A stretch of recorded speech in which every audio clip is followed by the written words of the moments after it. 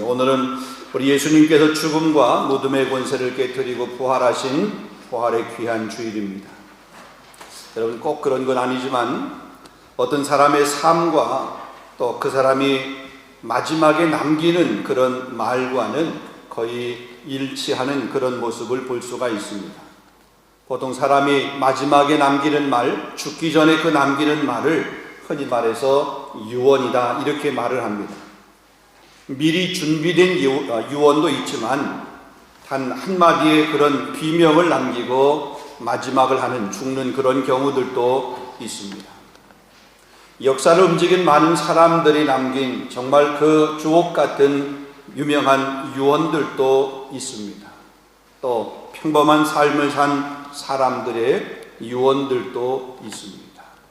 우리도 언젠가는 우리의 생을 마지막 하게 될 때에 우리도 때론 외마디 말이든지 아니면 미리 준비한 그런 말이든지 어떤 유언의 말을 남기게 될 것입니다. 여러분은 어떤 유언을 남기시렵니까? 그 유언은 어떤 삶을 살았느냐와 관계가 있습니다. 그 삶을 살지 않고 유언만 멋있게 남긴다라고 그래서 그 유언을 기억해 주는 사람은 아무도 없을 것입니다. 이순신 장군의 마지막 유언은 이런 거였다고 얘기를 합니다. 적에게 나의 죽음을 알리지 말라. 여러분, 사도행전 7장에 나오는 순교자 스데반 집사님의 마지막 유언, 마지막 말, 마지막 기도는 주여 이 죄를 저들에게 돌리지 마옵소서. 그것이 스데반 집사님의 마지막 기도였고 마지막 유언이었습니다. 예수님께서 십자가상에서 마지막으로 남긴 말씀이 있습니다. 우리 흔히 얘기해서 예수님께서 십자가상에서 남긴 말씀, 가상 7원이다, 이렇게 이야기합니다. 아버지여, 저들을 사하여 주옵소서. 자기들이 하는 것을 알지 못하니이다. 내가 진실로 내게 이르노니 오늘 내가 나와 함께 낙원에 있으리라. 여자여 보소서, 아들이니라. 보라, 내 어머니라.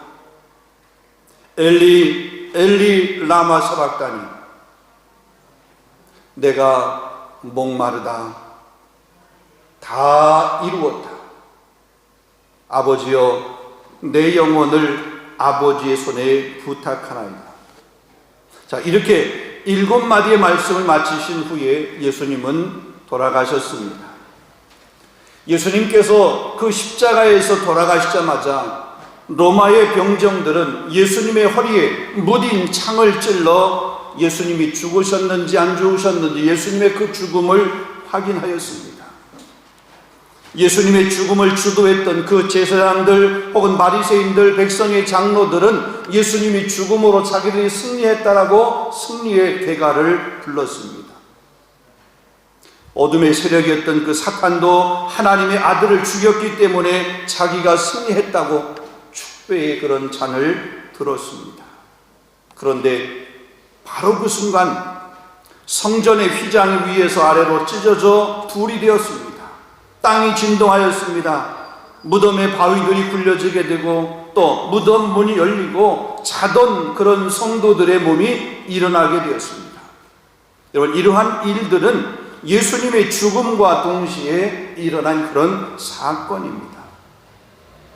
다시 말하면 예수님의 죽음은 그 자체로서 끝난 것이고 파멸을 의미하는 것이 아니라 새로운 희망이라고 하는 그런 사실입니다. 여러분, 예수님의 죽으심이 새로운 희망이라고 하는 사실을 증언해 주는 사건이 바로 뭐냐? 확인시켜 주는 사건이 뭐냐? 바로 예수님께서 죽은 자 가운데서 사흘 만에 다시 살아나신 부활의 사건입니다. 희망이라는 것이 무덤에 매장되어 있을 수 없었습니다. 예수님은 온 인류의 희망으로 다시 부활하셨습니다. 사망의 권세를 깨뜨리고 죽은 자 가운데서 3일 만에 부활하셨습니다. 그리고 그 부활하신 주님이 말씀하십니다. 나는 부활이요 생명이니 나를 믿는 자는 죽어도 살겠고 무릇 살아서 나를 믿는 자는 영원히 죽지 아니하리라. 이것을 내가 믿느냐? 이것을 믿느냐? 이 말씀은 마르다뿐만 아니라 오늘 저와 여러분에게도 동일하게 묻고 주님이 듣고 싶어하는 주님의 그 음성입니다. 주님의 마음입니다.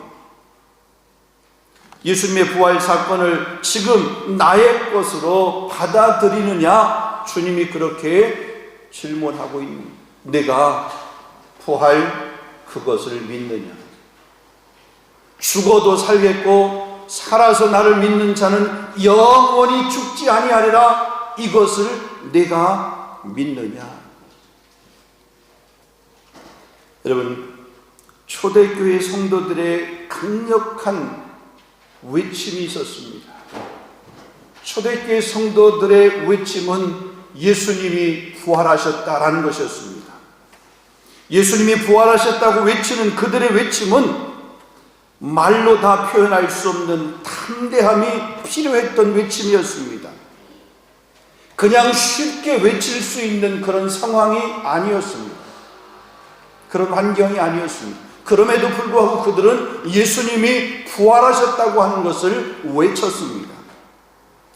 여러분, 초대교회 역사를 가만히 보게 되면 AD 64년경 네로 황제가 박해를 시작해서부터 기독교가 국교로 공인된 313년에 그 콘스탄티누스 황제의 통치하는 그 이전까지 무려 약 한 250년 동안 로마에 의해서 기독교는 엄청난 박해를 받았습니다. 기독교인들이 로마 제국의 안녕을 해친다고 여겨서 원형 경기장에서 굶주린 사자의 그런 짐승의 먹이로 내어주었습니다. 그들이 가지고 있던 재산들은 다 몰수를 당해야 됐습니다. 그들이 모이는 집회는 금지가 되었습니다. 예배당 건물들은 처참하게 파괴되고 무너졌습니다. 기독교의 서적 성경은 몰수되었고 불태워졌고, 그걸 들고 있든지 그걸 가지고 있든지 혹은 믿는 모임이 발각이 되게 되면 고문을 당하게 되고, 사회적으로 그들의 권리가 철저하게 박탈되었습니다. 심지어는 화형을 당하게 되고, 어떤 사람은 불에 태워서 어떤 사람은 살갗이 이렇게 벗겨지는 그런 죽임을 당해야 되고, 어떤 사람들은 자기가 살고 있던 삶의 거처를 떠나서 멀리 가야 됐고 유배를 당해야 됐습니다. 여러분, 그럼에도 불구하고 그들의 입술에는 예수님이 부활하셨다고 하는 그 사실을 감출 수 없었습니다. 예수님의 부활 사건은 그들의 삶 속에서 날마다 살아있었습니다. 그들의 삶의 하루하루가 부활절이었습니다. 그들의 행동이, 그들의 삶이 이 부활을 증언하는 그런 삶이었습니다. 그래서 그들의 고백은 내가 살아도 주를 위해 살고 죽어도 주를 위해 죽나니 사나 죽으나 주님의 것이다. 이런 마음, 이런 신앙, 이런 믿음으로 그들이 살았던 것입니다. 우리처럼 1년에 한 번 특정일 날로 이 부활의 주님을 기억한다고 했다가 이 부활주일이 지나고 나면 다시 일상의 생활로 돌아가서 다시 그냥 1년을 살다가 그 다음에 다시 부활의 그 절을 맞이해서 기념하는 이런 삶, 그들은 결코 그런 삶을 살지 않았습니다. 1년에 한 번 지키는 부활절이 아니라 그들은 매주일이 부활절이었고 매일이 부활의 그 주님을 증언하는 그런 삶이었습니다. 그래서 바울 사도는 오늘 본문에서 이렇게 말합니다. 본문 1절입니다. 그러므로 너희가 그리스도와 함께 다시 살리심을 받았으면 위의 것을 찾으라. 거기는 그리스도께서 하나님 우편에 앉아 계시느니라. 너희가 그리스도와 함께 다시 살리심을 받았으면, 여러분, 이 말은 너희가 그리스도와 함께 다시 살리심을 받았으므로 이런 같은 말입니다. 너희가 그리스도와 함께 다시 살리심을 받았기 때문에, 그러기에 너희들의 삶은 땅의 것에 만족하는 것이 아니라 하늘의 것에 만족을 하고 살아야 된다, 이 말이죠. 로마서 6장 4절에 있는 말씀에 그러므로 우리가 그의 죽으심과 합하여 세례를 받음으로 그와 함께 장사되었나니 이는 아버지의 영광으로 말미암아 그리스도를 죽은 자 가운데서 살리심과 같이 우리를 또한 새 생명 가운데서 행하게 하려 하심이라, 그렇게 말씀했습니다. 에베소서 2장 5절 6절 말씀에는 허물과 죄로 죽었던 우리를 그리스도와 함께 살리셨고 우리를 일으키사 그리스도 안에서 함께 하늘에 앉히셨느니라, 그렇게 말씀했습니다. 죽음을 피할 수 없는 존재들이, 죄와 허물로 죽었던 우리들이 예수님과 함께 다시 살아났다는 것입니다. 우리의 영이 그분과 함께 부활했다라고 그렇게 선포하고 있습니다.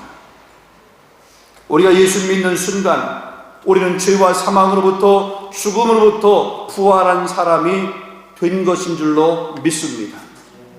죄와 사망에서 생명으로 앞으로 옮겨질 것이 아니라 이미 우리는 옮겨진 사람이에요. 그러기에 이렇게 그리스도와 함께 다시 살리심을 받은 사람은 위의 것을 찾아야 한다, 그렇게 말씀하고 있습니다. 여러분, 우리가 찾아야 될 것이 위의 것이다. 그럼 도대체 이 위의 것이 뭐냐? 그리스도와 함께 다시 살리심을 받았기 때문에 우리는 위의 것을 찾아야 되는데 그 위의 것이 뭐냐? 땅에 있는 것이 아닌 하늘에 있는 것입니다. 왼쪽에 있는 것이 아닌 오른쪽에 있는 것을 가리킵니다. 여러분, 땅에 속한 것은 인간의 오감 혹은 인간의 이성의 대상이 되는 것입니다. 우리의 눈에 보이는 것들입니다. 그러나 하늘의 것들은 하나님을 믿고 의지하는 믿음, 신앙의 대상입니다. 여러분, 성경에서 보면 왼쪽에 있는 것은 이 땅에 속해 있는 쾌락적인 것들 혹은 땅의 보화들, 세상에서 유명해지고 싶은 것들, 혹은 많이 소유하고 싶은 그런 욕망들, 육체를 가꾸고 싶은 것들, 이런 것들을 이야기합니다. 반면에 오른쪽에 속한 것은 하나님과 동행하는 것, 하나님의 영광 가운데 머물고 싶은 마음, 성령을 위해 살며 영원한 세계를 준비하는 그런 삶, 하늘에 속한 그 신령한 것들을 사모하는 그런 마음, 하나님께서 우리에게 분부하신 그런 명령들을 붙들고 때로 그것이 환경의 어려움, 상황의 어려움, 시대의 어려움 앞에서도 부활의 주님을 증언했던 초대교회의 성도들처럼 부활의 증인되는 삶을 살아가는 것, 이것을 가리킵니다. 마태복음 6장 20절 말씀에 보면 하늘의 보화가 있는 곳은 좀이나 동록이 해하지 못하며 도둑이 구멍을 뚫지 못하고 도둑질도 하지 못한다, 그렇게 말씀하고 있습니다. 그러니까 이 부활하신 주님을 믿는 사람들은 세상 사람들의 가치관과 혹은 세상 사람들의 삶과는 다른 삶을 살아야 한다는 것입니다. 사람을 기쁘게 하고 육체를 기쁘게 하는, 즐겁게 하는 삶이 아니라 하나님을 기쁘시게 하고 하나님을 영화롭게 하는 삶을 사는 것입니다. 육체의 소욕과 육체의 욕망을 따르는 삶이 아닌 성령의 소욕을 따르는 그런 삶을 가리킵니다. 교회도 마찬가지입니다. 교회는 세상과 달라야 됩니다. 여러분, 세상의 사람들끼리 이렇게 모입니다. 어떠한 목적을 가지고 모입니다. 어떠한 의도를 가지고 그렇게 모임을 하게 됩니다. 교회는 친목을 도모하는 그런 친목회, 친목 모임이 아닙니다. 마음이 통하고 친한 사람들끼리 모이는 어떤 동호회와 같은 그런 모임이 결코 아닙니다. 자기 마음대로 가입을 하고 자기 마음대로 탈퇴하고 그러는 모임이 아니라는 거죠. 교회는 예수 그리스도를 자신의 구주로 고백하는 사람들의 모임입니다. 예수 그리스도를 닮아서 서로 사랑하는 모임입니다. 예수님께서 거룩하고 예수님께서 깨끗하셨던 것처럼 우리도 거룩한 신부로서의 삶을 살아가는 그런 공동체의 모임입니다. 그러게 날마다 거룩을 위해서 분투하는 공동체, 그게 바로 교회 공동체입니다. 복음을 선포하고 구원받는 백성들을 날마다 토하게 하게 하는 영적인 구조선과 같은 그런 공동체가 바로 교회라고 하는 거죠. 우리끼리 모여서 그냥 우리끼리 서로 즐거워하고 우리끼리 마음 통한다고 그냥 거기에서 호호하하하고, 그게 교회의 본질, 교회의 정체성이 아니라는 거죠. 우리끼리 통하지 않아도 괜찮습니다. 우리끼리 하하호하지 않아도 괜찮습니다. 하나님의 영광 위한 것이라고 그러면 우리의 그 하하호호 안 해도 돼요. 우리의 먹고 마심 안 해도 돼요. 그것으로 한 영혼이라도 구원하는 일에 우리의 에너지를 쓸 수 있다라고 그러면 우리의 그런 친교 안 해도 된다는 거죠. 동호회 같은 그런 모임 우리는 안 해도 된다는 거죠. 바울은 계속해서 우리의 옛 습관대로 살지 말라고 이야기하는 것을 보게 됩니다. 본문 2절을 보겠습니다. 2절 보면 위의 것을 생각하고 땅의 것을 생각하지 말라. 여러분 읽지 않았습니다. 5절에도 보면 땅에 있는 지체를 죽이라. 8절에도 보면 계속해서 동일한 말씀을 하면 너희가 이 모든 것을 벗어버리라. 9절에도 보면 옛 사람과 그 행위를 벗어버리라.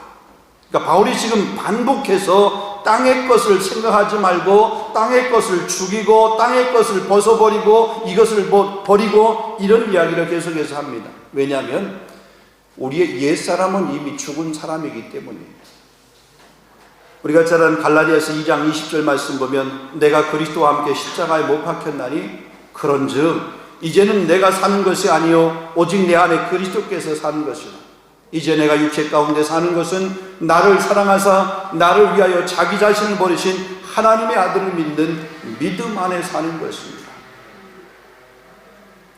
여러분 우리 옛사람을 십자가에 못 박는다고 하는 것은 우리 자신을 주 안에서 죽은 존재로 그렇게 생각을 하는 것입니다. 나의 자아가 완전히 죽어져서 더 이상 나의 그 자아의 의지대로 혹은 뜻대로 살아갈 수 없고 오직 그 안에 자기 안에 우리 안에 거하시는 예수 그리스도 그분의 뜻대로 살아가는 것, 그것을 가리킵니다.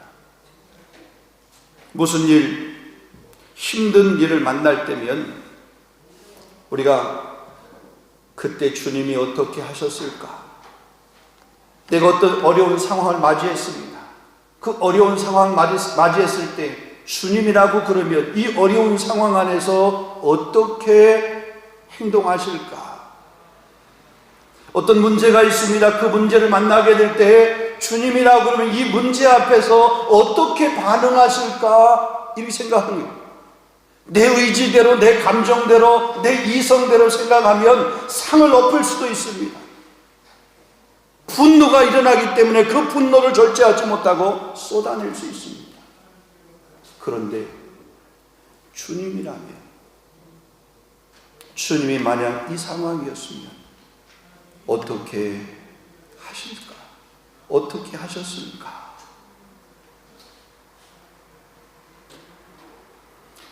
자기에게 채찍을 가하고 침을 뱉고 온갖 모욕을 하고 자기를 팔아넘기는 그런 제자들 앞에도 저들의 하는 죄를 저들이 알지 못합니다.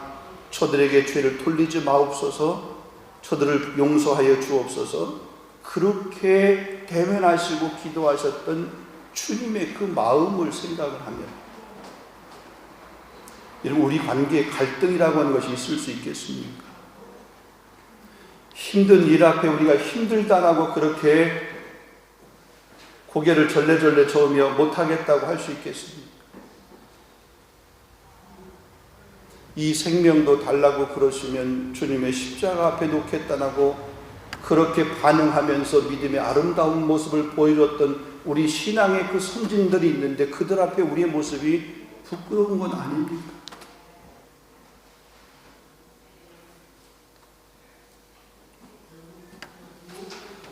그러면 우리가 버려야 할 옛 습관들이 어떤 것들인가? 오늘 본문 5절 그 이하의 말씀을 이렇게 보게 되면 이렇게 언급합니다. 곧 음란과 부정과 사욕과 악한 정욕과 탐심이니 탐심은 곧 우상 숭배니라 그랬습니다. 계속해서 8절 말씀에도 보면 분함, 노여움, 악의, 비방, 너의 입에 부끄러운 말이라 그랬습니다. 그러니까 이와 같은 것들은 옛 습관들입니다. 즉 악하고 더러운 생각들, 더러운 말들, 더러운 행동들, 이런 것들을 버려야 된다라는 거죠. 자, 이런 것들이 버려야 될 그 옛 습관. 그러면은 우리가 새 사람답게 살아야 되는데 새 사람답게 사는 것은 무엇이냐? 그것을 본문 12절 이하에 보면 이야기하고 있습니다. 한마디로 말하게 되면 긍휼을, 자비, 겸손, 온유, 오래 참음, 용서, 사랑의 삶을 사는 것을 가리킵니다. 여러분 어디서 많이 들어보지 않았습니까? 갈라디아서 5장 22절 23절의 말씀에 보게 되면 성령의 9가지 열매를 기록하고 있습니다. 사랑과 희락과 화평과 오래 참음과 자비와 양선과 충성과 온유와 절제. 여러분 새 사람답게 살아야 되는데 새 사람답게 사는 삶은 열매를 보면 알 수 있는데 그 열매가 뭐예요? 성령의 열매가 맺혀지는 거죠. 우리 안에 사랑이, 우리 안에 온유함이, 우리 안에 겸손함이, 우리 안에 자비가, 우리 안에 용서가, 우리 안에 사랑이 없다라고 그러면 우리는 여전히 옛 사람으로 머물러 있는 그런 존재예요.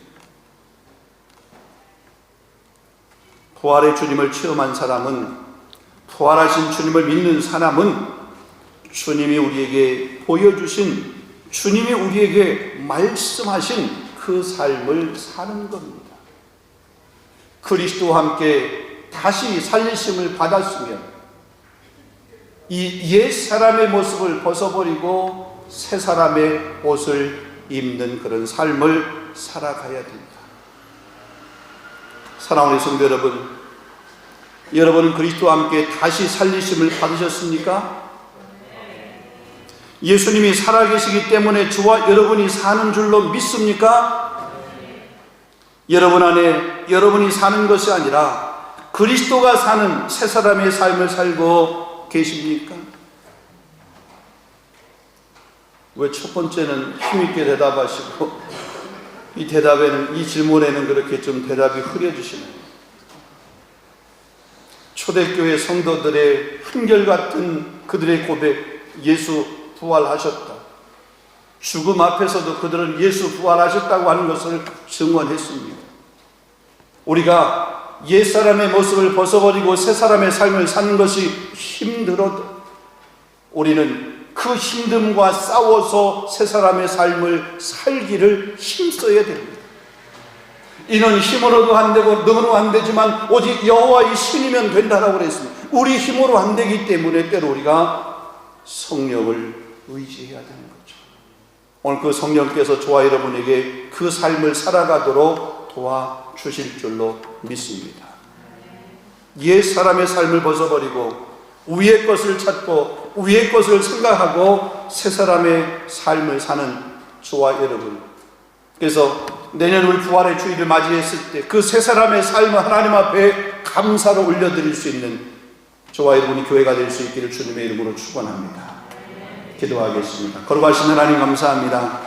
오늘 부활의 주일을 맞이해서 우리 성도들에게 예수 그리스도와 함께 다시 살리심을 받은 사람의 삶이 무엇이고 또 그 사람의 삶은 어떤 삶을 살아야 되는지, 우리가 그 삶을 살고 있는지 말씀 앞에 우리 자신을 비춰보면서 또 새로운 결심 결단하게 하시니 진심으로 감사합니다.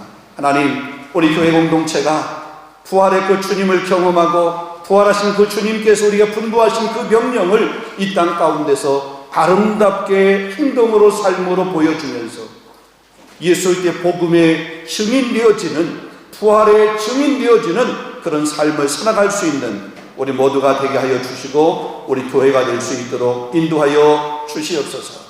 우리 어린 주일학교 우리 자녀들 축복해 주시고 또 우리 청소년들 축복해 주시고 우리 청년들 하나님 축복하시며 우리 공동체에 속한 모든 성도들의 그 가족들 한 사람 한 사람 부활의 증인되는 삶을 살아가도록 인도해 주옵소서. 예수 그리스도의 이름으로 감사하며 기도하옵나이다. 아멘.